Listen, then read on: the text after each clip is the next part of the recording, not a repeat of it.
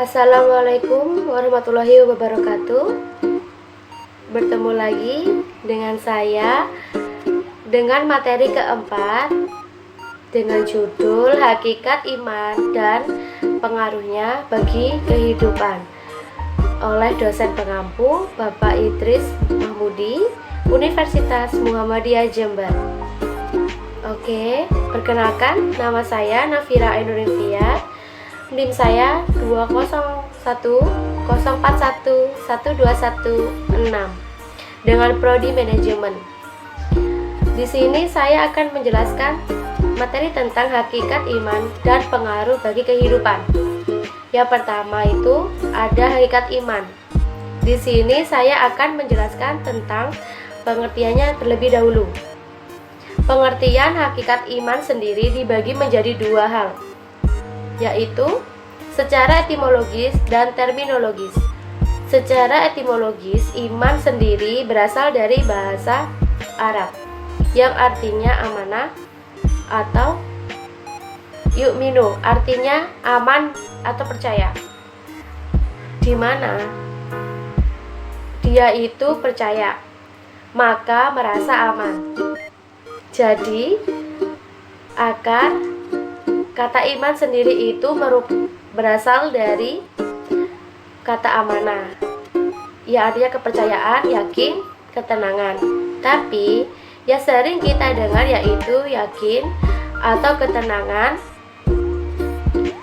Secara etimologis, hakikat iman sendiri yaitu adalah mempercayai segala sesuatu dengan berita-berita yang sifatnya tidak dapat diindra atau kasat mata atau tidak nampak.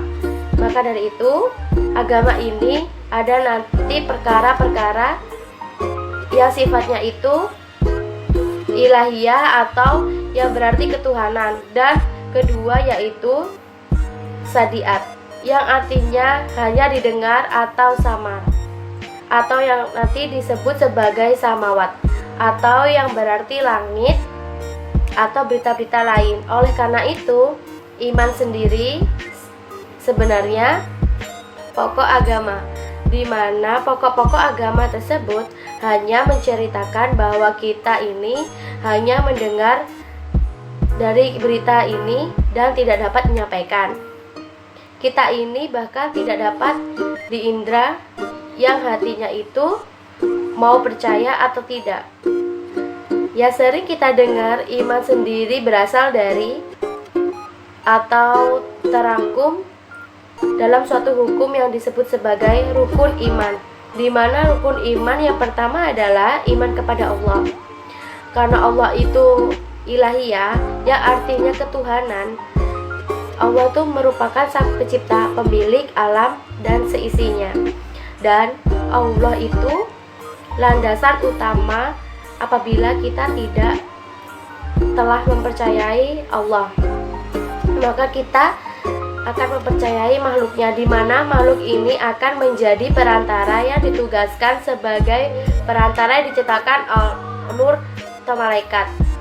Di mana yang pertama iman kepada Allah, kedua iman kepada malaikat Allah, dan yang ketiga yaitu iman kepada kitab, di mana kitab ini merupakan petunjuk berisi tentang maunya Allah dan perkataan-perkataan Allah. Karena Allah sifatnya serba halus, sedangkan manusia sifatnya serba kasar atau materi, maka Allah memberikan risalah pada perantaranya, yaitu malaikat. Nah, di sini malaikat itu memiliki sifat halus. Oleh karena itu, ada manusia terpilih dari Allah yang bisa melihat wujud malaikat itu sendiri, yang kita sebut Al-Mustafa, yaitu Nabi dan Rasul. Mengapa kita harus mempercayai para Nabi atau Rasul? Ya karena Nabi sendiri memiliki sifat fisik itu. Apa yang disampaikan Nabi kita harus percayai. Yang kelima itu ada hari akhir.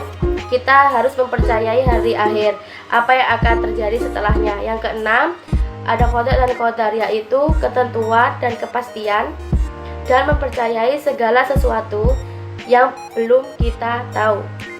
Nah, hubungan iman, ilmu, dan amal, ketiga hal ini kita ibaratkan sebagai pohon, di mana akar itu iman, pohon, dan daun kita gambarkan sebagai ilmu dan buah, dan pohon tersebut kita anggap sebagai amal. Ciri-ciri pohon yang besar, pohon itu memiliki akar yang kuat.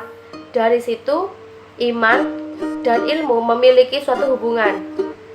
Ilmu tanpa iman akan kacau. Iman sendiri merupakan suatu landasan. Apabila tidak ada iman, maka tidak ada alasan jika memiliki ilmu tanpa didasari iman, maka ilmu tersebut bisa mencerahkan umat lainnya. Ilmu tanpa agama buta, agama tanpa ilmu lumpuh. Dari ilmu itu ada iman itu kuat, maka buah tersebut akan tumbuh yang disebut sebagai amal usaha. Ketiga hubungan tersebut, yaitu iman, ilmu, dan amal, memiliki hubungan sangat dekat, karena amal tanpa ilmu itu batal, ilmu tanpa amal itu bahaya. Nah, di sini selanjutnya ada karakteristik orang beriman. Yang pertama, terdapat hadis Nabi bahwa sebagai hamba Allah tidak boleh mencerat, harus menjauhinya. Harus selalu mengingat Allah, tidak boleh menganggap Allah itu mati. Allah ada dimanapun kita berada. Pembatal keimanan seseorang ada 3. Yang pertama ada dosa syirik, menyekutukan Allah, dosa yang paling besar. Yang kedua, mempercayai hal-hal yang berbau dukun atau jimat. Yang ketiga, riya atau pamer, terutama dalam hal beribadah. Sekian materi yang saya bawakan, semoga bermanfaat untuk kalian semua. Saya tutup, saya akhiri. Wabillahi taufik wal hidayah. Wassalamualaikum warahmatullahi wabarakatuh.